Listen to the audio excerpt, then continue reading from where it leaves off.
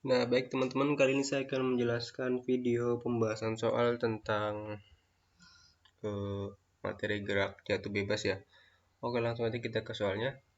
Buah kelapa jatuh dari atas pohon setinggi 5 meter. Kecepatan buah kelapa sesaat sebelum mencapai permukaan tanah adalah. Oke, untuk menjawabnya, mari kita jawab. Diketahui ketinggian buah kelapa adalah 5 meter. Dan kemudian gravitasi, karena di sini gravitasinya tidak dituliskan, kita pakai yang 10 meter per sekon kuadrat aja ya, karena yang udah biasa. Atau teman-teman juga bisa menggunakan yang 9,8 meter per sekon kuadrat. Tapi di sini saya menggunakan 10 meter per sekon kuadrat biar mudah dan tidak ada koma-komanya. Oke, setelah itu yang ditanya adalah kecepatan sesaat sebelum menyentuh, berarti kecepatan akhir atau VT.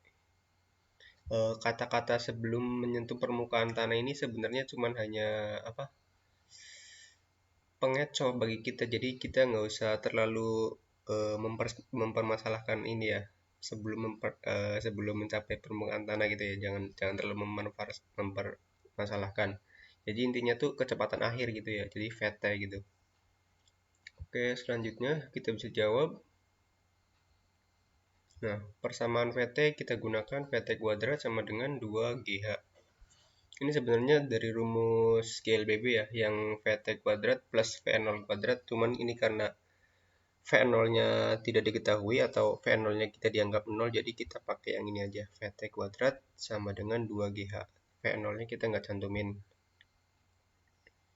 Oke, setelah itu kita masukin angka-angkanya. VT kuadrat sama dengan 2 dikali 10 dikali H. Nah, G itu kan 10 tadi, dan H-nya adalah 5. Oke, seperti itu ya.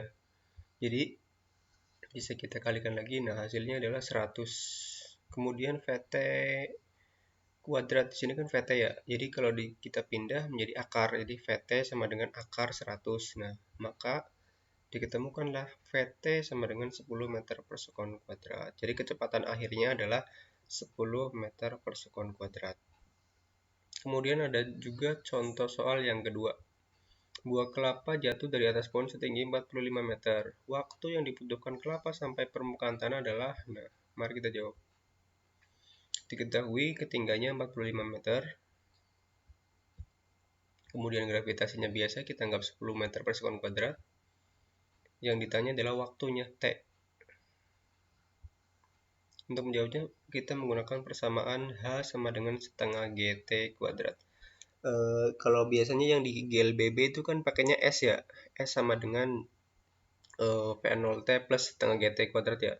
Jadi kalau misalkan S itu kan dalam segi arah ya, arah X atau arah Y gitu ya. Tapi kalau misalkan S dan H itu sebenarnya satu jenis, hanya penulisannya disesuaikan dengan apa yang ditanyakan aja. Kalau misalkan yang ditanyakan jarak ya pakainya S, kalau yang ditanyakan ketinggian ya pakainya H, begitu ya. Oke, langsung aja kita masukin angka-angkanya. 45 sama dengan setengah kali 10 kali T kuadrat. H-nya tadi 45 di sini ya, kita tulis setengah, G-nya 10, T kuadrat masih T kuadrat. Kemudian kita bisa tuliskan, nah ini T kuadrat sama dengan 45 dibagi 5.